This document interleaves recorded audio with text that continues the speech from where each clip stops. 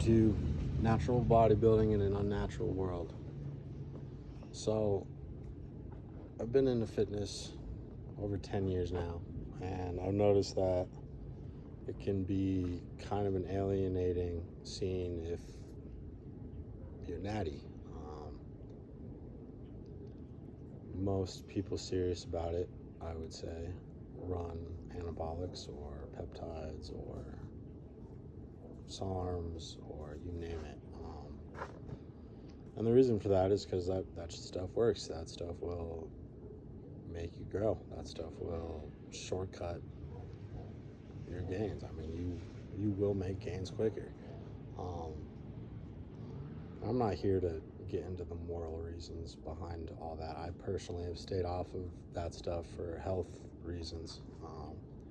But morally, I'm not objected to any of that. But I wanted to make this video for the fellow natties out there, and I know there's tons of naturals out there. I'm by no means the only one. But I wanted to talk about my experiences being natty just in a commercial gym, not a competitor, just someone who played high school sports and then found weightlifting after high school as kind of an outlet to replace some of that.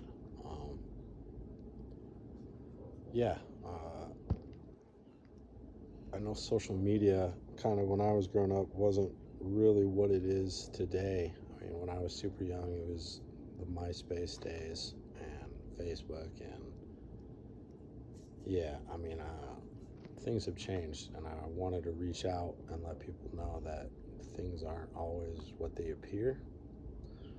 Social media can do a good job of making you look the way you want to look with filters and everything like that. So I think and I'm guilty of this too, but I think even in the natty space, there's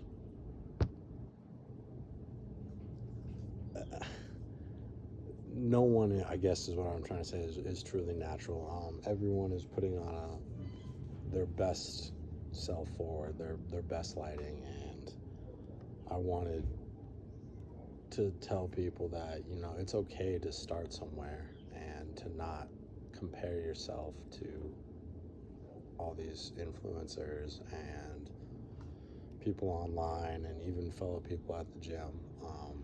We all start somewhere. We do. We all start somewhere. It's important to celebrate the little gains that you make along the way.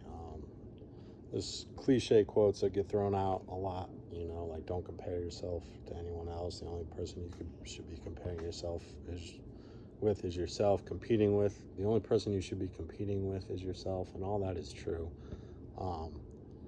But it's easier said than done.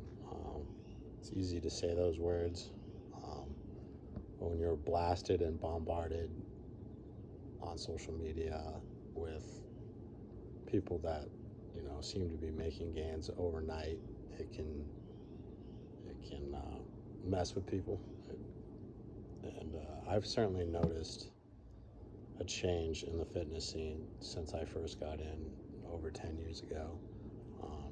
Not necessarily for better or for worse, but it's grown a lot. Back when I first typed in natural bodybuilding on YouTube, it was like Chris Jones and Matt Ogus, and there wasn't a huge list of influencers like there is now. And there's pros and cons to that, but I think one of the benefits of not being bombarded with such influencers back then is you kind of was able to go at your own pace and enjoy the process of getting into the gym and working out and resistance training, and there wasn't such a culture around it. And so for me personally, I learned to love the gym. I fell in love with it, and I still love it to this day. But I was able to kind of go at my own pace, and fitness has changed. It's changed, and I wanted to be a voice for those that are just kind of getting into it, that you don't need to feel overwhelmed with this stuff. you can go at your own pace, and I think fitness belongs in everyone's lifestyle, in one form or another. It doesn't have to be bodybuilding or resistance training. Just moving the body, I think, is beneficial for everybody. So I wanted to start this channel and make these videos. It's going to be super low budget, very little editing. As you can see, I'm rambling. I'm not used to being on camera, but I will get better with time.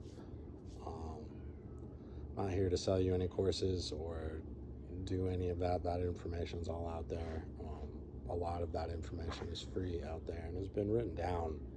I mean, there's resistance training books that go back like 100 years that is still available and still relevant. And I wanted to show that you can be a natural and you can look good and you can feel good and you can be happy with where you're starting, and also enjoy the progress that you make, however slow it may be. It's not a race, and you will enjoy it so much more. I had clients back in the day who would get super discouraged because they were expecting to have like six-pack abs after a month or two of training, and they would get these ideas from magazines and influencers, and I'm not saying that there aren't people who can do that. There are tremendous cuts out there, but people aren't seeing the full picture with stuff, and a lot of times these radical night and day shifts happen from an experienced person who's done this before and is holding a lot of muscle or knows the tricks of the trade to,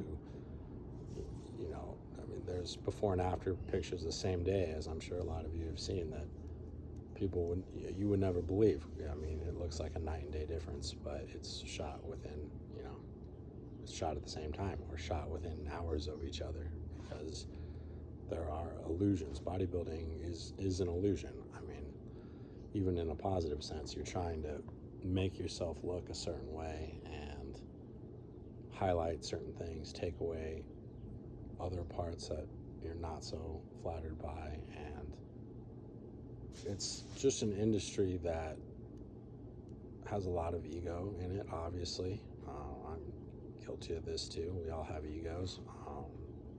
I don't think an ego is necessarily an evil thing, but there's a lot of fragile egos in the fitness scene, and hence why you have a lot of fake natties. This channel is not going to be pointing out fake natties. I could care less if people are claiming one thing and doing another. I think this whole culture is kind of built on that, and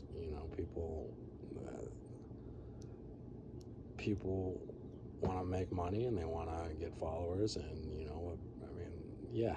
I'm not here to throw anybody under the bus. I think anyone's entitled to live their truth or their not truth or whatever, but I'm here to be a voice for people just getting into the scene, wanting to feel comfortable going to the gym, even if they don't have any experience, and being okay with taking your time with this. It's not a race, it's not a sprint, and we all have our own genetics, and we all have our own lives.